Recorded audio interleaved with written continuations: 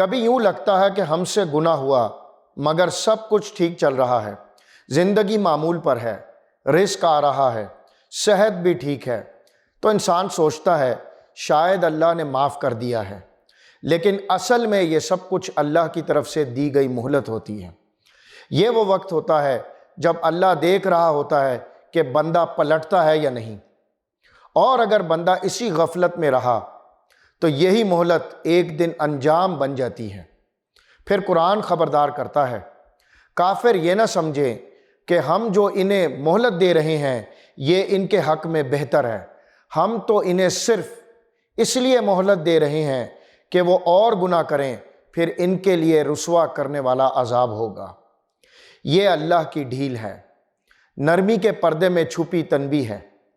اللہ ہمیں وہ سمجھ دے، ہوش اور بصیرت دے کہ ہم مہلت کو پہچان سکیں اس سے پہلے کہ دیر ہو جائے۔